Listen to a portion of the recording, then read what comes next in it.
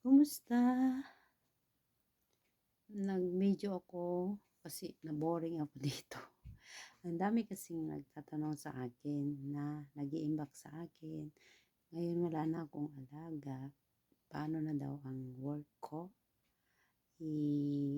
I-release ba ako ng amo ko o i-continuous ko pa daw yung ang pagtatrabaho ko until maka 2 years ako sa kanila. So, well po, sasagutin po natin yan. So, bale, 'di ba, yung nag-aalaga ako ng dalawang mag-asawa, si Lolo at si Lola.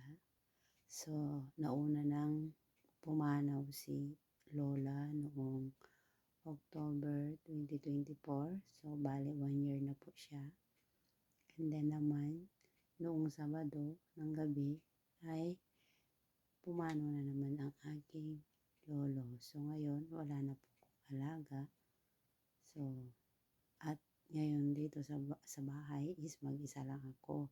Kasi yung kasama ko na kapatid nila amo na lalaki ay umalis din. Bakasyon siya ng 3 days daw. Sabi ng asawa niya kagabi. So, bale bukas 25 at 26 ay labas ko din. So, yun nga, kinausap ako ni amo kagabi na after daw ng itago namin si Lolo ay mag-usap na daw kami kung ano yung mga arrangements niya. Doon ko palang malalaman after na ayos si Lolo. So, yun nga, hindi ko alam kung kukunin ako ni amo sa bahay nila o i-release na nila ako.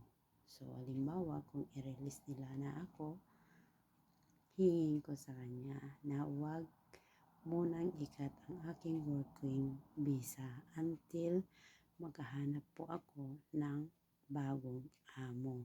Kasi yung ibibigay nila dito na 14 days, hindi po yung kakasya sa paghahanap ng amo.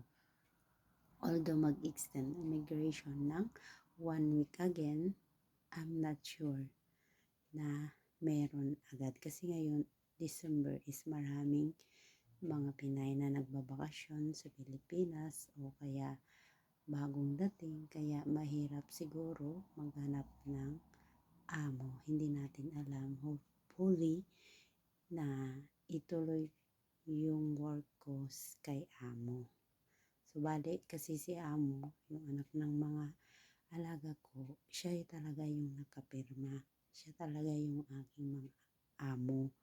Bali, nag-alaga lang ako ng mga parents nila. So, wala na sila. So, siguro, hindi natin alam na kung kailangan pa nila ako o hindi. So, yun lang. I-update po ko kayo kung ano ang plano ng aking amo. So, Happy New Year! Ingat po tayong lagi. Bye-bye!